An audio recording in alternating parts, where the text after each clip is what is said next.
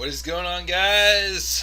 I'm back up here again after duking out because I'm sorry. I'm going to continue to say this. The one thing I do not like about AEW, one of the few things that I do not like about AEW, is their graphics. Literally, there is no good graphics, no good PNG images. My screen's a little weird there, or anything good for these streams. Dang it, it's always just, I'm just not pleased with these graphics. But, it's what I can find, the best I can do. But this is the Club of the Man 1993, and we are here live for my live preview and predictions for AEW Full Gear 2020. This show is going to take place this coming Saturday, November 7th, 2020, at Daly's Place in Jacksonville, Florida. And, you know, it's looking like it could be, a pretty good show, for the most part. I hope so. It better be this time. Just kidding. But, in all seriousness, the last, AEW pay-per-view, All Out, obviously the show didn't, live up to the expectations. It did not deliver as it was hoped for. There was some good matches on that show, and some throwaway matches also. First we have a voice message coming into me from Robbie Kenobi. Let's get that that voice message played from Mr. Robbie and see what we've got here. First, can't help but notice a photo or so on Instagram, but we've got not one, we've got two. We've got two video voice messages from Robbie Kenobi. Let's hear what they are. Can I tell you a story, man? Because it goes a little something like this. Once upon a time, in a land far, far away, there lived a little girl named Aaliyah Mysterio. Whoa. Hold the phone. Pause it for a second. This is a new one, folks. This is brand new to me. This is a new one. Robbie came up with some ingenious ideas. Let's hear this again. See, she had the Mysterio legacy to her name. And that Mysterio legacy sprouted giant dreams of an acting career. So, little Aaliyah, she went to WWE, and would you like to know what she did? Yeah, I kind of want to know what she did. She caned the shit out of Buddy Murphy, developed sympathy for him, and went against her brother and father's own wishes. But, oh no! Seth Rollins returned to create tension, so Aaliyah Mysterio.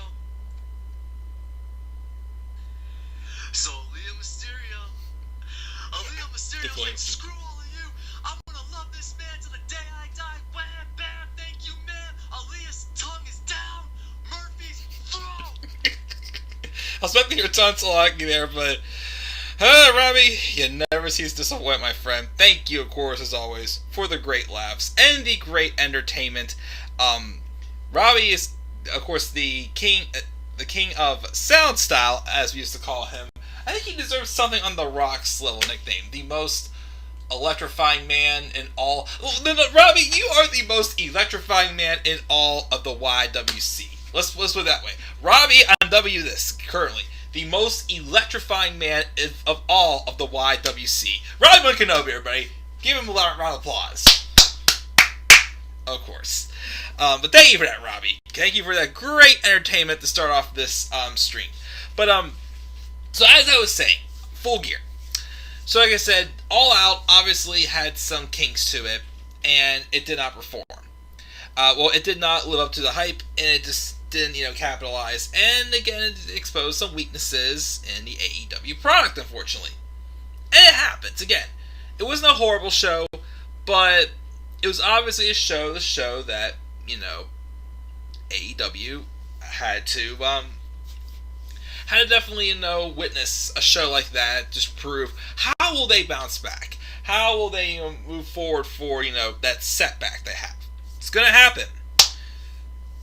Boy, oh boy, do we have quite a bit coming for you here. This card, you know how usually when I do my preview and predictions, not only do I just predict the matches, I try to predict them in order of how they're happening?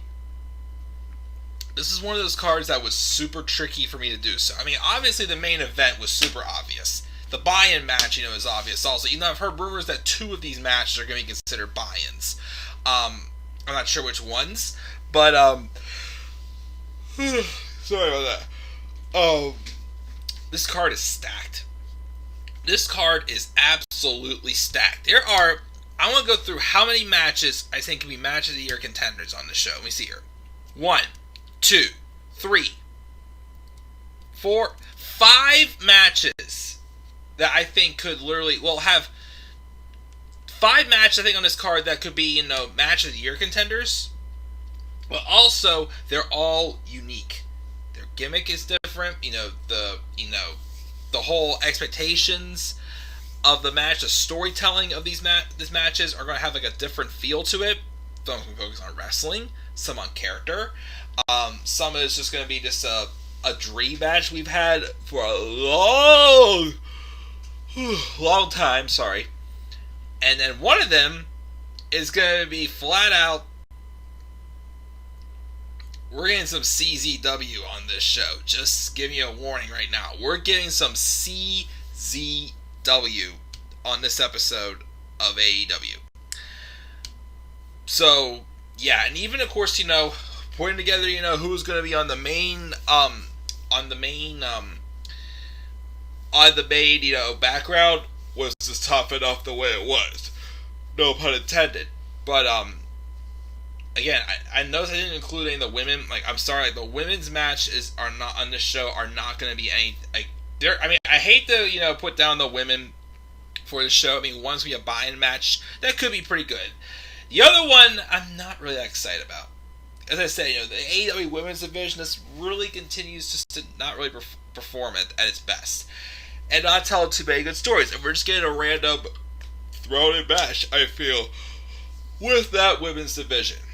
But it is what it is. This is still going to be an excellent show. Quite frankly, I'm going to say this right now. I may have said this for All Out, who knows, but I am more confident to say it this time because there's definitely a variety of different caliber types matches that could be, show-stealing matches or matches of the year candidates, match of the nights as well. This could be one of the best pay-per-views in wrestling this year. Maybe the best one. Wait and see, though, as we go forward with this. So, live chat, what do we got here? Just JR. You know what happens if you lose? You know what happens if Jericho loses? I thought that MJF was going to say that you just made the list. What if that happens at Full Gear? I don't think they're going to actually say, making the list. They did have Jericho bring out the Lexicon des Champions months ago, but it never really went through. But I'm pretty sure knowing AEW and them firing some occasional shots at, some creative that WWE has done. I'm sorry. I'm really starting to get tired, but I'll get through this pretty good. Knowing that, I think that, that they'll probably fire some shots in that match for sure. So it's possible. But it's quarter after 10, so I want to get this rolling here. I gotta get up for work tomorrow, and I gotta get a shower, and I gotta make a phone call after this. So, anyways, let's roll in and talk about this. So, the buy-in match, the pre-show match, the buy-in match. I heard rumors there could be 2 on the buy-in. One of them I actually have one of the first matches on the main card. But the one I know for sure that's going to be on the buy-in that was announced is this match for the NWA Women's Championship. Serena Deeb and Allison Kay. I think that this could be a good match. I'm going to actually be cooking food and, doing something else before the show starts. So I may not be able to watch the buy-in. But obviously, I've seen Serena Deeb in the Mae Young Classic. I haven't seen too many of her matches, though, outside of the Mae Young Classic. I know she is, of course, the NWA Women's Champion. She did dethrone Thunder Rosa.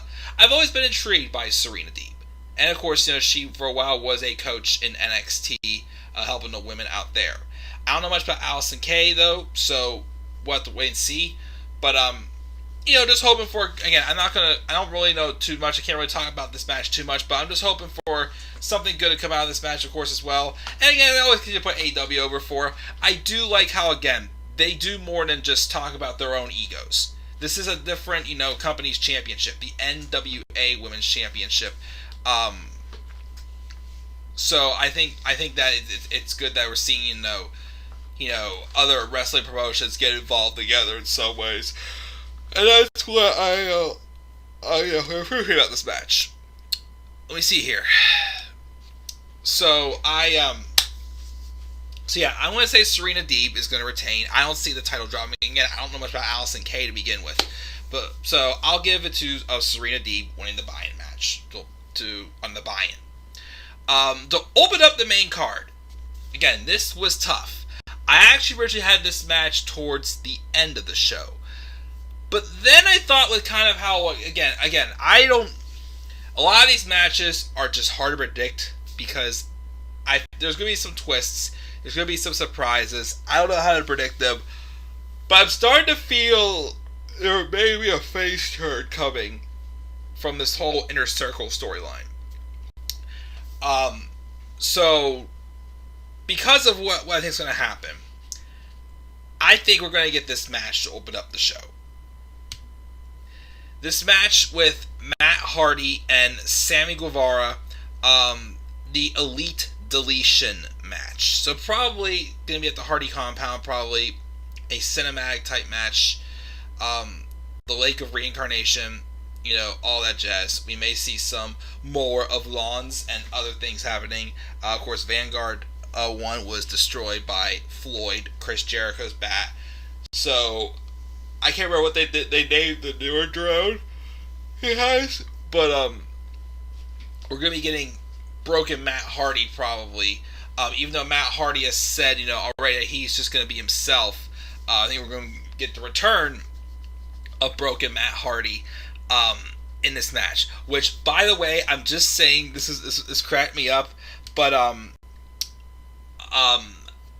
a couple weeks ago, I was at my grandparents' house, and the way my grandmother laughed one time, she literally sounded like Matt Hardy going, yeah. She's like, I was like, you sound like Matt Hardy. Of course, she wouldn't know who that is, but so obviously they're doing this match. It's meant to kind of restore the damage and just redeem themselves from what happened in the Broken Rules match back at AEW All Out, which, in my opinion, was one of the reasons why that show suffered. And it wasn't Matt's fault, it was not Sammy's fault, it was just how the situation was handled. Again, that botched, bump that Matt took when they went through the tables, and Matt literally smacked his head clear as day off the concrete ground. And again, it's gonna happen. But obviously, they should have just stopped the match because it just looked terrible. But Matt didn't want to finish the match. It just kind of rushed it to the finish and not making it look good. And it kind of made AEW look bad as well. So obviously, this match is meant to, redeem that and end this feud. So I think, well, obviously, there's no doubt about it. Matt Hardy's going to win this. There's no way Matt Hardy's not winning his own match. And it's going to send Sammy Guevara into the Lake of Reincarnation, of course. How is that going to affect over to a later storyline? Well, we'll have to wait and see. We'll see what it goes to. As I kind of have a slight inkling of what could happen, even though I don't think it's the greatest idea. I mean, obviously, again, big things are going to happen on this show. I just really don't know what, to kind of see for some surprises and shockers. But we'll have to wait and see. So that's going to happen in this match. The next match there is a chance this may be on the buy-in also, this match. Orange Cassidy and John Silver. It could be a solid match. I mean, of course, Orange Cassidy obviously, came out of the Chris Jericho feud, the winner, ending in the Mimosa Mayhem match, which was fine. It did its job. It wasn't the greatest thing in the world, but it was fine, and it did what it needed to do. This is obviously to keep, Orange on the card, keep, his stock going. And John Silver, who I feel like is someone who's really getting a lot of attention, a lot of buzz from Dark Order. This is obviously just to give him some pay-per-view experience. I think Orange Cassidy's going to win, though, because I feel like, he needs to get the win to keep his stock up right now. Because, again, although he got the big wins over Jericho, made him a star, obviously an occasional, another win, could probably, keep his momentum going since he did lose. I was still hoping they would turn that TNT Championship match, which is, I believe, the following match after this. Yes, it is. They would turn into a triple threat match. Cody Rhodes, Darby Allin, Orange Cassidy. Having it go to a draw like I did, what I thought was very intriguing. But it didn't. So, of course, with Dark Order lingering around the TNT Championship for Brody Lee to get his TNT title back that Cody Rhodes won in the dog collar match from a few weeks ago, I feel like Orange Cassidy should win here to retain his stock and keep himself strong. John Silver will be okay, but I think Orange will win this. John Silver will be fine, and we'll go from there. So that's my prediction for this match. The next match, as I said before, is the TNT Championship match between Cody Rhodes and Darby Allin. Very interested to see how this match goes. Although, again, we've seen these guys have several matches already throughout the first year of AEW. Their first match, which of course was what got me intrigued in Darby Allin's character, was their match at Fyter Fest in 2019. They also had a match, another match, I believe, that went to a draw. And they also had a one-on-one match in the semifinals for the TNT Championship tournament. Now, of course, Darby Allin, was away for a little bit. He came back, refocused. He's been sitting in the rafters, watching on the show, and he's just in another different zone. And Cody Rhodes, obviously, getting the TNT Championship back and calling himself the ace of AEW. Getting a little bit of a cocky attitude there. Some people keep saying they think Cody's going to turn heel. I can kind of start to see it happening, especially with, after the promo that he had cut on Dynamite last night. And then he, he's getting his name back. So, I feel like that they may go into a direction where Cody's ego starts to get to him. Because, they were telling the story whenever he was TNT champion before Brody Lee had squashed him.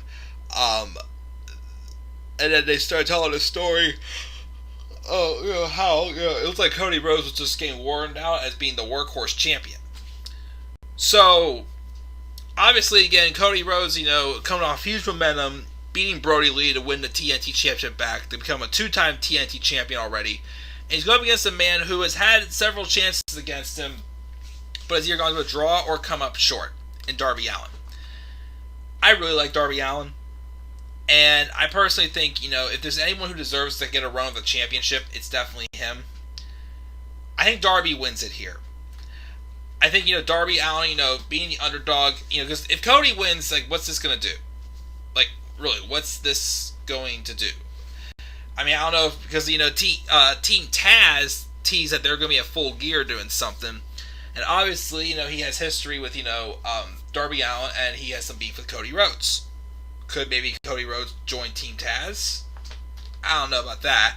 A lot of people are saying that, Cody Rhodes should start a stable with him, Shawn Spears, and FTR. I don't know if that would happen also. But I think Darby Allin gets the win here. It could lead to a Cody Rhodes heel turn. I'm not sure, but Darby Allin just needs to finally come through and get the big one. And get the big win and not be the underdog. And I think it's a good chance he could most likely do that in this show. I really think I'm really feeling a Darby Allin win here. And it's time for Darby to capitalize and get a big victory and a total championship with all he's done so far with this company.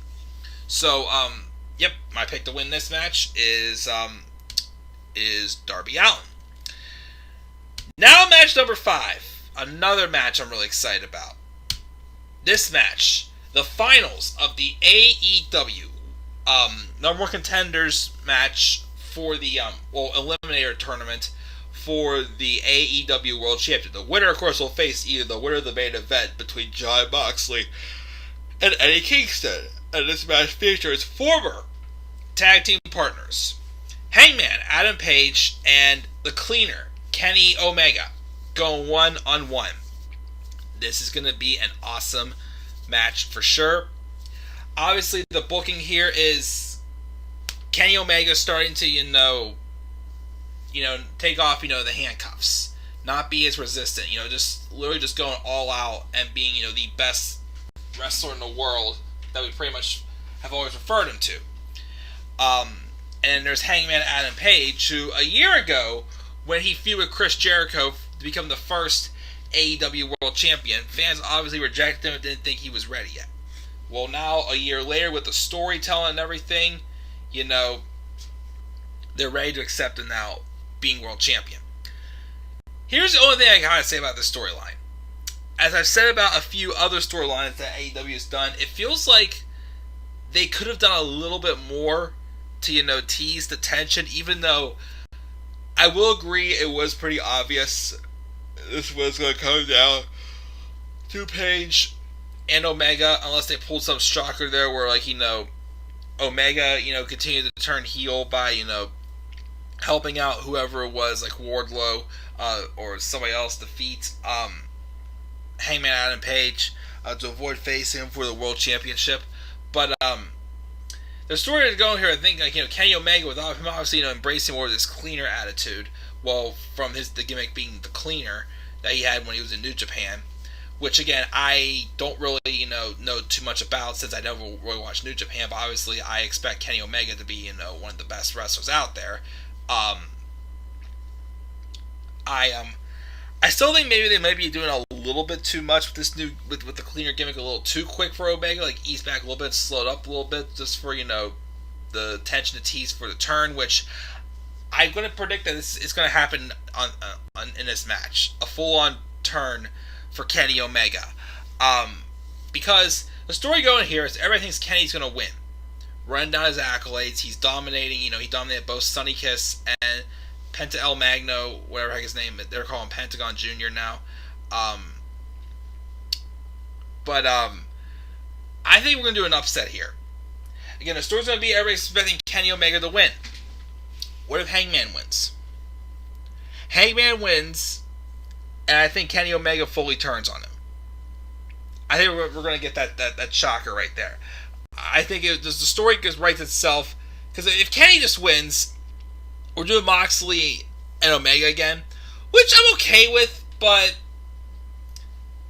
it still kind of feels too soon. Or is it just me? That's why I say, shake it up a little bit, have Hangman Adam Page be the one to win. Maybe he could be dethroned for the World Championship, who knows? I have another idea, of course, for the World title. I know somebody suggests that's not really my idea, but somebody else had suggested for this match. But I think, you need to, shock the system here and go with Hangman Adam Page getting the win. Kenny doesn't need a win. I feel like this. Kenny does not need a big win to prove he's due an AEW championship opportunity. Hangman Adam Page has something to prove. And I think that the upset's going to happen here. Hangman Adam Page is going to defeat Kenny Omega to challenge Jon Moxley or Eddie Kingston for the AEW World Championship. So, that's my prediction for that match. Let's check the live chat here real quick here. Let me see here. Hold the phone, people. Hold the phone. He loved my reaction to the little girl was in the story. I thought you were going to start telling your Ruby Riott and your Magic T storyline, Robbie, but you shot me there. You shot the system. Jon Moxley that gets his ass kicked and he loses the world title, should have a briefcase in AEW. Wants to, like, WWE how cashes in. Let me keep you up to track. Alice, in case the former Impact Wrestling superstar, well, female superstar, and she wasn't NWA, but she cut all the ties to NWA. If you do have a match in Full Gear and the Hardy compound, we'll see the debut of Jeff Hardy. Unfortunately not, since Jeff Hardy did re-sign with WWE, unfortunately. Daniel Bryan should leave WWE and go to AEW. Knowing Bryan, after his contract finishes with WWE, I still think, with how big of a fan he is of, wrestling around the world and whatnot, I can see Daniel Bryan doing, like, a brief appearance, like, AEW or New Japan or a couple other places that I think he'd want to, just go around, where how his career started. I'd say maybe to finish out his career. So if he does appear in AEW, yes, I'm totally cool with that. Once his contract expires from WWE, though, of course that is. Basically on his bucket list. He touted this video of, what if Joe won, and then JR says bye-bye. Okay. So we move on now to, a dream match. A match I've wanted to see for a long time, and the moment that the current tag champs stepped into AEW, I'm like, let's go, let's do this match, don't waste time, do it. And we're finally getting it. FTRs, the AEW World Tag Team Champions, Cash Wheeler and Dax Harwood, taking on the Young Bucks, Matt and Nick Jackson. This is a dream match. This has a chance. This is going to be competing, I'd still say, my best tag match of the year. It's still that match with Omega and Page and the Young Bucks. This is going to compete with it. This match is just destined to be a classic. Now, of course, a lot of people are disappointed at the fact that they added in the stipulation that the Young Bucks do not win, they will never challenge for the World Tag Titles. I kind of agree, because can you really see the Young Bucks just never going after the titles again? I don't know. Cody Rhodes, I can see the story, because, of course, he's obviously a corporate figure, and he has authority to do so. Young Bucks, though, I don't dig it quite as much. But it's still going to be awesome. Two very different styles of old school and like high flying, but it's going to click. I do believe this is going to click with how great these two teams are with their styles. I think this is going to be an awesome match. Going to be a classic, a match of the year candidate for sure. I'm going to say the Bucks winning this though. This is one of those matches that, I probably said in this for a couple of WrestleMania matches, we've had a one-time match should be the only thing. This can probably get away with a series of matches. Starting off, of course, with this one, and just really getting, our fire burning even more for this really great tag team division, I will say. Again, I'm going to still say Young Bucks win the tag titles. We could be seeing them play a little bit of hot potato with this for who's the better team. Has the story been right on point? I'll be real. Had a couple little bumps in the storyline. Again, I wish they kind of would have had like the tease a little bit more, even though they kind of kept these two teams away from each other. I wish they could have teased this a little bit more, because they kind of were in the summer, but then they kind of cooled off for the fall until the Young Bucks won this opportunity. And it was just like, okay, they won it, but just didn't feel like it was like, holy smokes, we're getting the match, basically kind of feel. But I think the Young Bucks win here. I'm going with the Young Bucks. So, hopefully that's, I don't say hopefully, but hopefully this match, definitely, if there's any match that I'd be disappointed if it wasn't as big of a classic as I expected, it'd be this one. Because this is definitely, again, a dream match of mine. And it's been a dream match for quite a long time, even before, I started watching, AEW and, got to know the Young Bucks more. Obviously, again, knowing that they are the one of the best tag teams in the world, why wouldn't I want to see them wrestle a team like, FTR, which, of course, when they were in NXT, were awesome. So why wouldn't I want to see, them test on the big stage with, the best tag team in the world. the best in the world. Never mind, not going there. Anyways, that's my pick for that match. I think the Young Bucks will win the titles here. Next is the match I'm least excited for. This AEW Women's World Championship match. Hikaru Shida taking on Nyla Rose. Why are we doing this match again? Like, their no DQ match they did at Double or Nothing, where Shida did win the AEW Women's Championship, was great. But, again, it's still not making this women's division feel special. And this match just doesn't really interest me. It's just one-on-one instead of, no stipulation. So, it's just a throwaway match. I just really don't think it's going to be anything special coming out of this match. Shida's going to win. Probably someone like either not Thunder Rosa. Like Britt Baker should be getting it. Layla Hirsch, maybe, I'm not sure. But there's still a variety of women still coming into AEW, so maybe one of them will capitalize on it, who knows. But, I don't know, I'm just not that excited for this match. Shida's going to retain, as I'm predicting, and that's that. Match number 8. Chris Jericho and MJF. If MJF wins this match, he will join the Inner Circle. So this is a very tough one. I mean, obviously the winner is going to be MJF. There's no doubt about it. The winner will be MJF, in my opinion. But if I'm being real, I'm trying to figure out, I'm expecting something big to happen in this match. I'm not saying big, but I'm expecting to have that storyline told straight to the queue that MJF would do anything to be in the Inner Circle. So the story I'm kind of going with this is, again, I'm still continuing to say this, it really looks like that Sammy Guevara may be heading in a little bit different direction of a character change. Which, of course, is why I had him dumped into the Lake of Reincarnation to start out the show, the main show in the Elite Deletion match. With MJF being young, as much as I'd like to see these two fight with each other, I also like to see these two work with each other.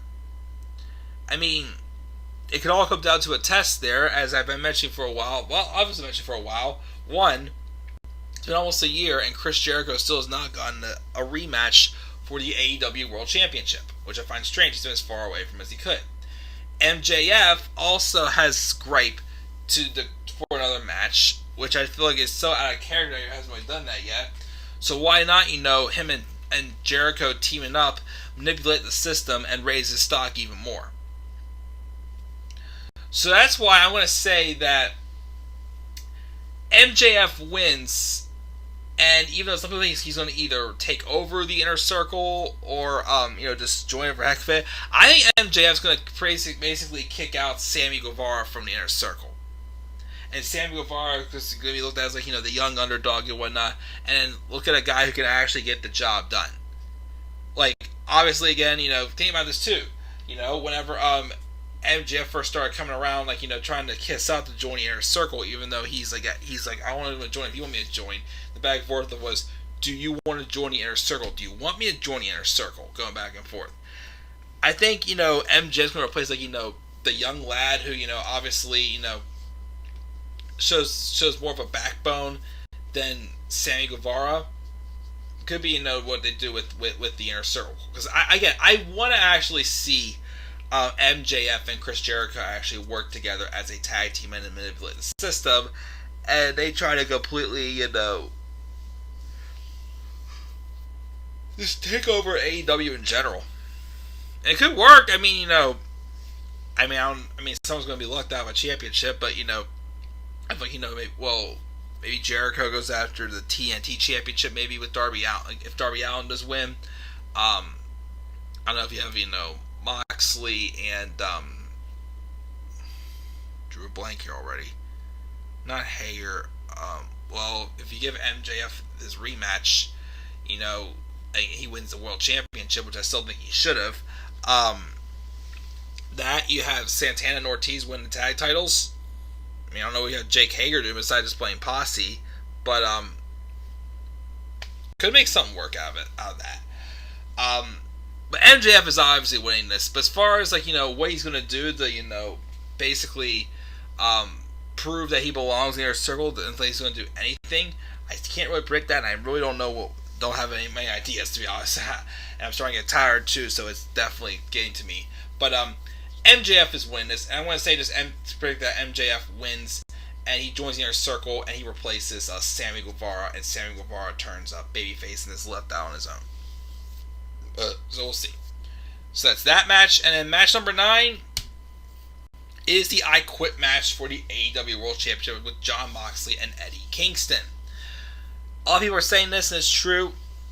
Obviously, Eddie Kingston kind of was given an opportunity whenever Lance Archer was sick, about a month ago. And he's taken it, and he's told a beautifully well-told story. And him and Moxley have a history together from CZW.